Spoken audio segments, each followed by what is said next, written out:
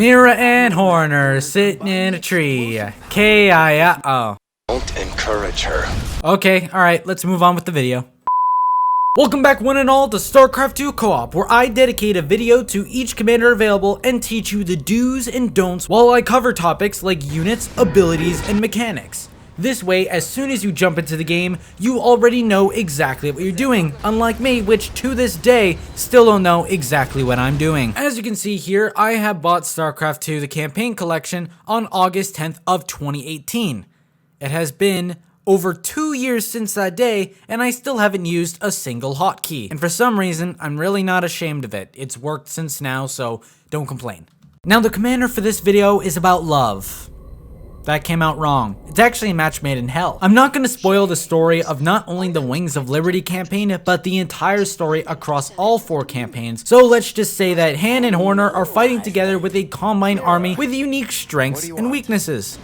Minerals. Matthew Horner, being the more reasonable of the two, is a Dominion fleet admiral that apparently lost a card game to the leader of the mercenaries, known as Mira's Marauders. Mira Han, the leader, as the name entails, won the game, and Matthew has to pay with marriage. To be honest, it could be worse, unless you're Matthew Horner. And, say hello to Matthew for me. Ask him why he never calls. But after this somewhat Vegas type of marriage, where it is very sudden and guaranteed one person is going to be miserable by the end of it, Mira and Horner have decided to join forces to face Amon as he rampages across the known galaxy, combining the brutal tactics of high mobility and high damage with very cheap units of Mira Han's Marauders, while precision, high damage, and somewhat survivability comes from Matthew Horner's Dominion fleet. With the introduction out of the way, let's move on to a more useful part of the video, which is the abilities. Very powerful and somewhat balanced. Keep in mind that I mean that the abilities is balanced through both commanders, at least both people. The spirit of co-op is very much still alive, as all of these abilities are very much overkill, and oh god do I love them. Vermeer's side of things is very explosive with the starting ability that is mag mines. Floating mines that, even though they have a little bit of time to set up, and deal insane amounts of damage even at long range. Keep in mind that when they deal damage at long range, it's normally going to be an accident, as they normally will miss their initial target, propelling themselves in a straight line that can quite easily be dodged, but are prone to quite missing a lot. Again, as I've said before, if you want to hit long range targets, this is how you do it. Make sure you place them in line that the enemies are charging towards them, as they will run into the mines, as they normally don't dodge it unless they're on a different path. Best used for defending your base and expansion, while also trapping certain areas around the map and setting up objectives to kill enemies on sight. It is quite beautiful. However, there is the initial problem with them very slow movement rate. Mira's ultimate ability is a little extreme, as she can teleport an entire space station into the battlefield, sort of like a meteor, dealing massive damage to anyone caught in the radius and deleting any enemies that fall under the station, as it does that much damage. The station, for some anonymous reason, is still operational 10 seconds after the initial impact and massive damage, as it launches fighters that deal with the initial stragglers. However, this damage is not to be relied on, as it is used for finishing off enemies more than it is for killing new ones. Finally, at level 14, after the 10-second duration is over and the launching fighters is done, it will explode in a nuclear blast, dealing bonus damage to structures. So if you have a quote-unquote problem, launch the station right on top of it and it will solve itself. Whether it be the fighters, the initial impact, or the nuclear detonation, you take your pick. I recommend launching this directly not only on top of enemy attack waves, but in the middle of enemy bases, as it will deal extra damage to those structures. And now when it comes down to Horner's abilities and his units, you'll find that they're always accompanied with rather a long cooldown or a rather high price. Worst case scenario, both, which happens a lot more often than I would like to admit. Precision Strike, one of the most cinematic abilities and one of the greatest abilities in my opinion. Excellent for all areas of use, costing 200 of each resource and a max of 10, making them cost in total quite a bit. Dealing massive damage to single area and will guarantee never miss as long as the target has been identified. If you're firing in the dark, which you are completely capable of doing, great against all targets such as big enemies of hybrids that normally take about 2 to 3 bombers to take down, while dealing large amounts of area damage, and as you can imagine, this ability is absolutely phenomenal when it comes to dealing with infested maps, as the area effect can be later increased and even upgraded to have a napalm strike that continues to burn the ground after. To give you all an idea on how powerful this ability is, I know this is not the exact strike fighter itself, but the impact on the battlefield and when you spam all 10 on a certain position, this is basically the effect it has on a battlefield.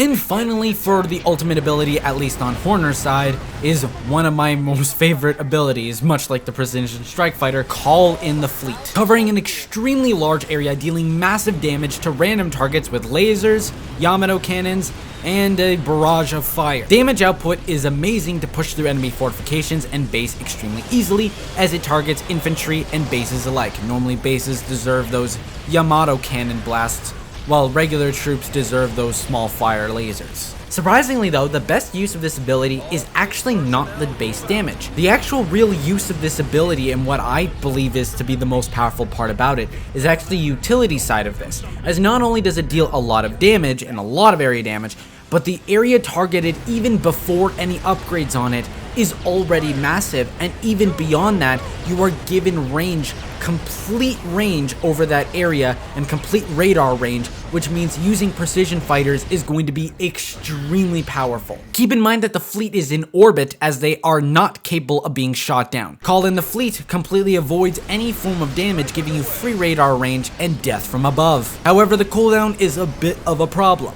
Thankfully, compared to my last video, the amount of special mechanics that make Khan and Horner unique, this of course drastically reduces the time of the video, which to me was a big problem. But surprisingly, what makes this commander so different from every other commander is not the conventional means like just general mechanics, it's actually unit production. You'll definitely know beyond just basically looking at them on what unit belongs to who, as Mira Han's troops are produced inside of a unit that is built by an SCV. I know, really weird. The Assault Galleon, which I'll go into in the next segment of the video, is the main production structure for her units. By the way, you can have 5 unit producing buildings / units. But when it comes down to Horner's troops, as they're more, for lack of a better term, professional, he requires them to be called into the battlefield from a structure that you start with at the beginning of the game. Something I need to clarify before going forward towards the units and eventually mastery and prestige is the crippling weakness of this commander. Now this commander is more the oddball commander, as they have a one side of it which is cheap and easy unit production, and the other side which is expensive and heavy cooldowns. So as you'd probably imagine, you're going to need a very robust economy, as a bad economy can make or break your game. I am not joking about this.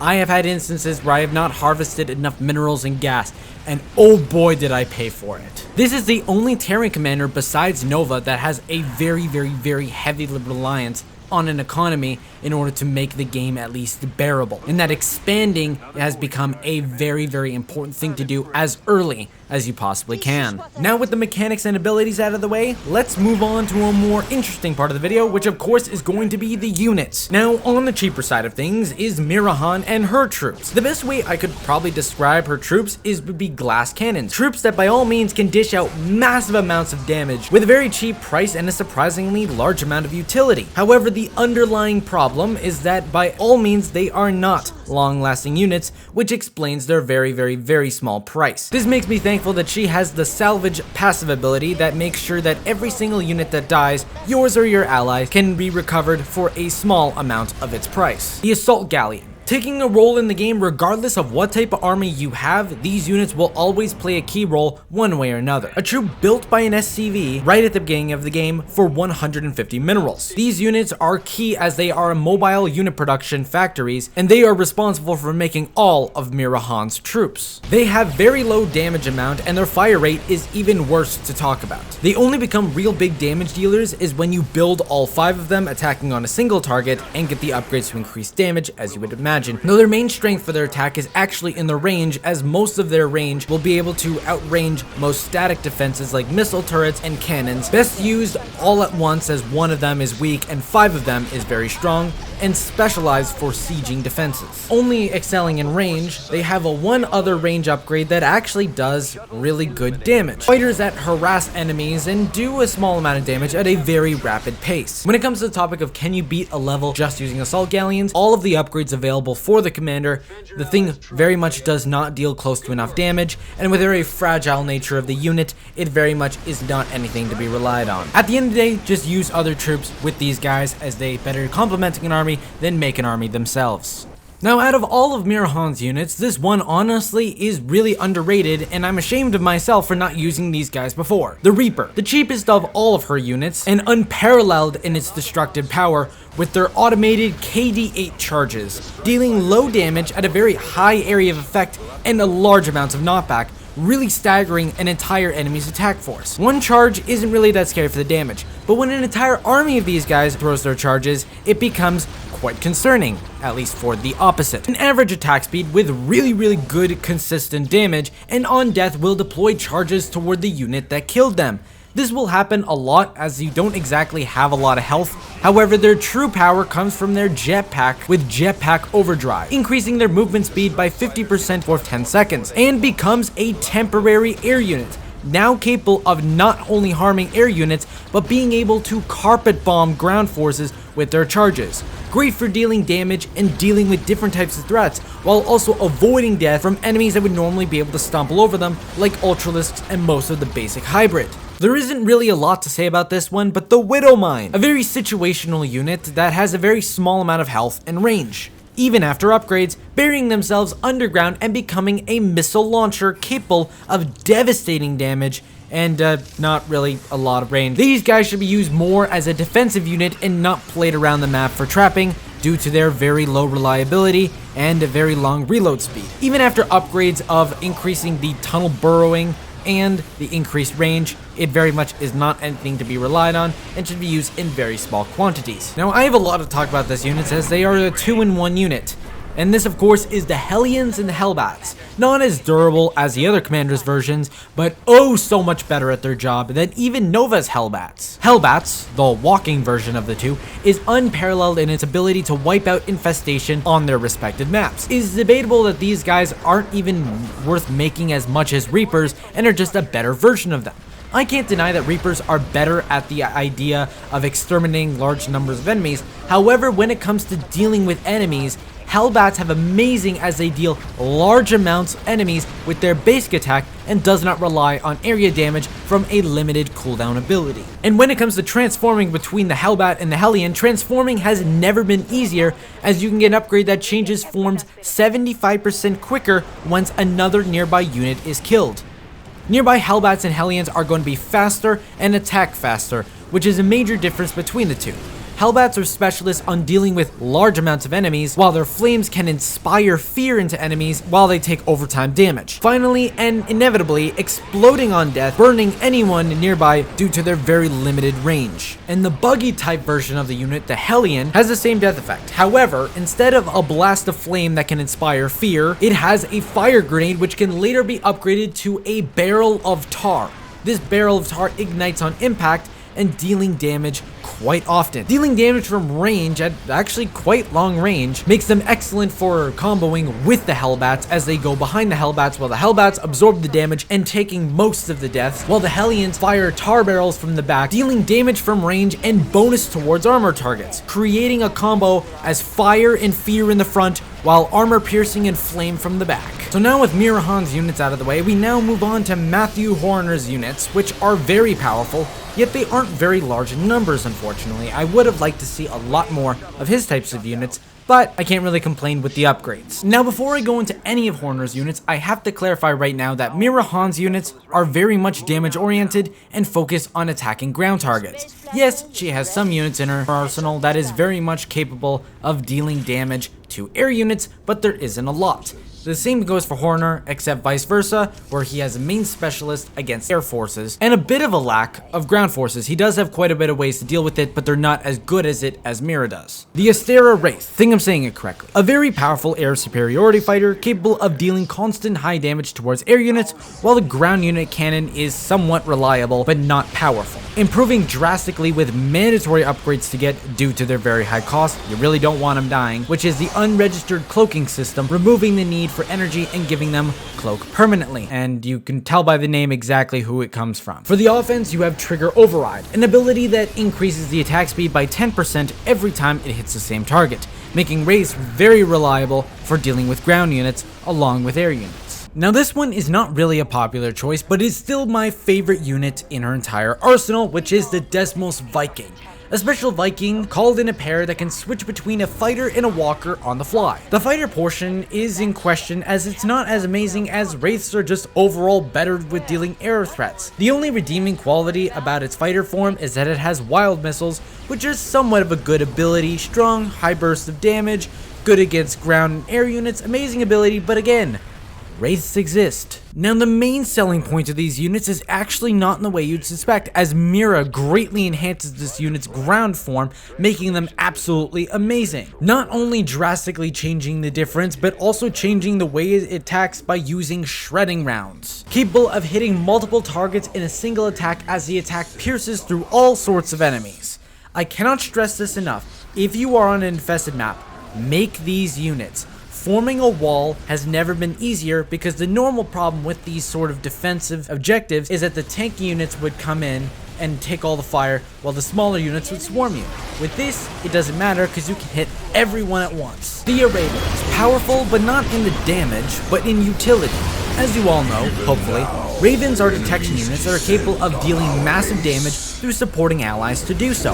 This is further enhanced by the fact that this Raven has extended detection range, which makes it really easy for precision bombers to really get some damage in and know exactly what you're going to be fighting. However, the Theoraven's most powerful ability is Analyze Weakness. This makes enemy units that are targeted by this ability takes a small amount of damage done by each attack. This can even be further enhanced as if it wasn't already powerful enough to increase from 1 total target to 4 total targets that this can happen with a single Raven. To finalize all the units is the Sovereign Battle Cruiser. So the Battle Cruiser, as you all know, has a laser cannons that fire very consistently and deal a little bit of damage, but nothing really that impressive. Mira has come to save the day, and in the true co-op spirit, she has made this unit absolutely broken and absolutely ridiculous. Overcharged Reactor, Yamato Cannon ability, which is its normal standard ability, is now its default attack. Sure, it might be as slow as a bus, but it sure as shit hits as just as hard as one, dramatically reducing the fire rate. But if you're having to deal with a very much larger targets like hybrids and such,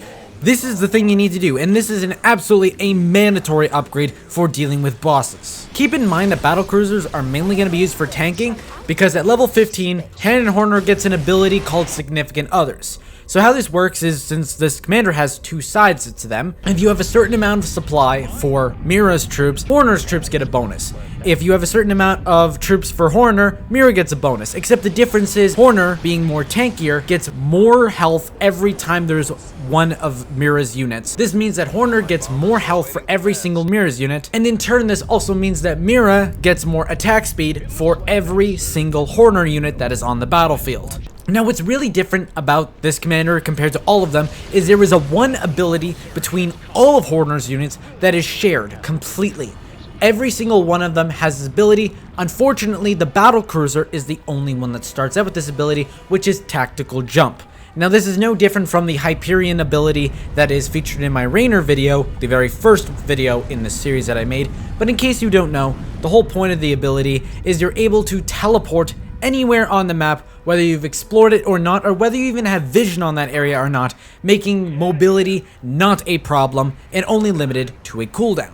Play this commander enough and you'll level up yourself to level 15, not only getting a bunch of perks and upgrades for this commander, but you will also be at mastery tier, which goes all the way up to level 90, and you can still level up after that. Now this level is shared amongst all commanders, and the buffs you get from them are honestly insane, and especially for this commander, much like the entire kit, really hits hard. Now power set 1 is dependent on how you specialize your playstyle, focusing on expanding the size of the strike fighter's bombing radius beyond a single unit and able to kill multiple targets, reducing the amount of bombers needed to take out attack waves. But a strong death ability for each unit is great and very powerful at times. However, a general reliance on losing units to actually get these buffs in general isn't exactly what I would call a good choice. Now power set 2 is in the same situation as power set 1 concerning death. Having the double salvage chance for your and allies units is great and all, but again, having a large reliance on death doesn't exactly scream effective play. Significant Others bonus is better in almost every way, as Horner gets more health per unit and Mira gets more attack speed. And this is also added by another 15%, which is honestly amazing. Now, power set 3 comes down to personal preference. Rather that you love sieging the enemy lines and their bases by covering a bigger area, 60% actually, much bigger area of Call in the Fleet, significantly increasing not only the vision on the area, but increasing the amount of casualty done by this ability, especially if we're talking lengthwise. However, if you are all offense for your army and very low defense, then you can increase the max charges for your mag mines, but also decreasing the cooldown and arm time for them, which is absolutely ridiculous after this. And if you do manage to find the time after all of those mastery and everything, or even if you decide to prestige right away, you can get some game-changing upgrades or defects, depending on what type of upgrade they are. There's a few of them in this, so bear with me. Chaotic Couple, which really should be called Screw You Horner, as the arming time and speed of mag mines is increased by 80%, and the death effects of stuff like the fiery explosion from the Hellbat is increased by 100% as well.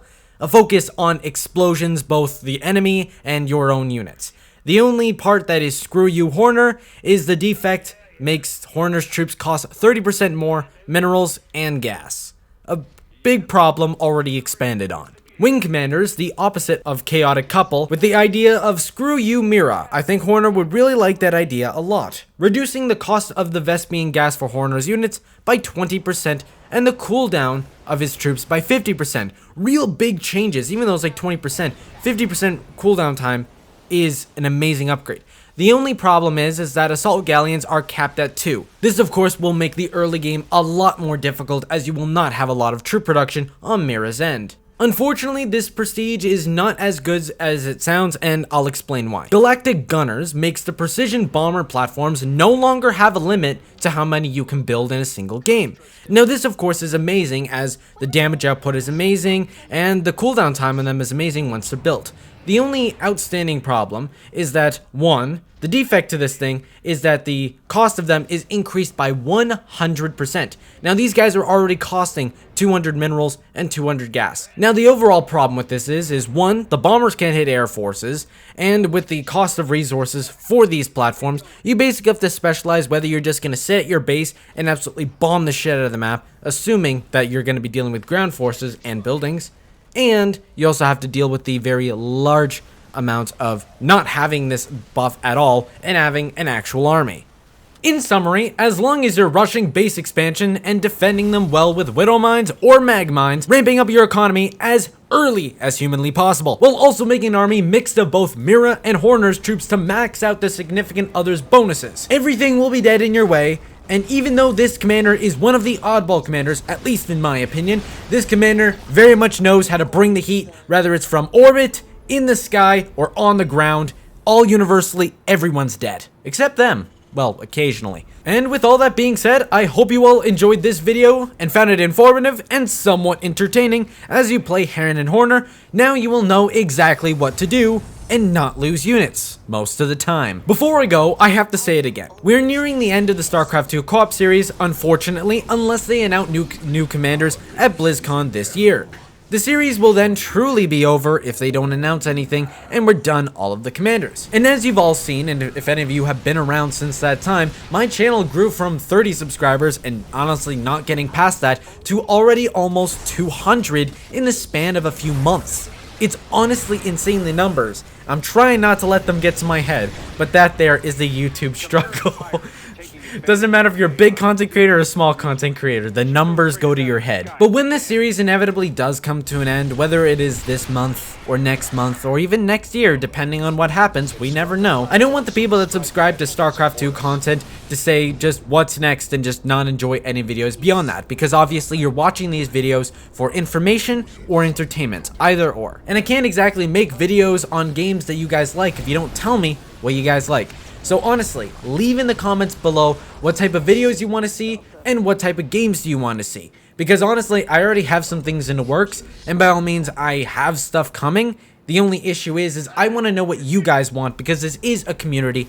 I make a video that I am happy with, and you guys watch because you find it entertaining or informative, or hell, for whatever reason. Maybe you misclicked. Who knows? But with all of that said, I really hope you all enjoyed the video. I hope you all found it informative and entertaining. Maybe you laughed a little bit. I really hope you all enjoyed the video. If you found it informative, or if you found it somewhat entertaining, be sure to scroll down below and hit the subscribe button to keep up to date with all of the content, this and new content coming very soon. With all this being said, this is ToxicSpill. I hope you all have a fantastic day, and remember, do stuff you love. Signing off.